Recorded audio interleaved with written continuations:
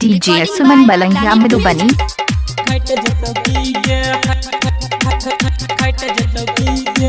एक बार दे लस दे लस दे लस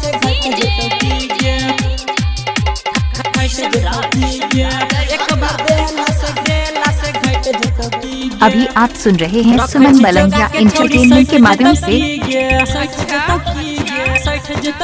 हाँ रखे छी जगह के छौड़ी सैठ जतौ की गे, रखे छी जगह के छौड़ी सैठ जतौ की गे, बोले छी बेसी किया लाइट जतौ की गे, बोले छी बेसी किया लाइट जतौ की गे। एक बार देला से घट जतौ की गे, एक बार देला से घट जतौ की गे, एक बार देला से घट जतौ की गे, बोले छी बेसी किया लाइट जतौ की गे, बोले छी बेसी किया लाइट जतौ की गे।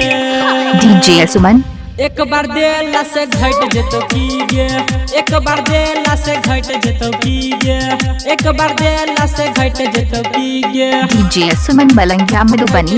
डीजे सुमन खाए अजीपुर रोड दुर्गा स्थान मलंगिया। एक बार देला से घट जतौ की गे। मोबाइल नंबर 8882432308 है। तोहराई ना जान गे छहुरी नहीं पुराना है तौगे, आ चीज ठीक सुन रहतौ नहीं नुकसान है तौगे, नुकसान है तौगे।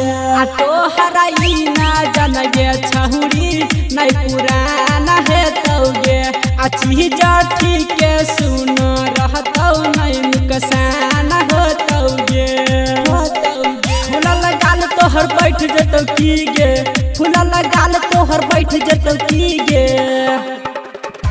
एक बार देला से घट जतौ की गे, एक बार देला से घट जतौ की गे, एक बार देला से घट जतौ की गे। डीजे सुमन राजा घट जतौ की गे, प्लैनेट म्यूजिक दरभंगा। घट जतौ की गे, एक बार देला से घट जतौ की गे। डीजे सुमन बलंगिया मधुबनी।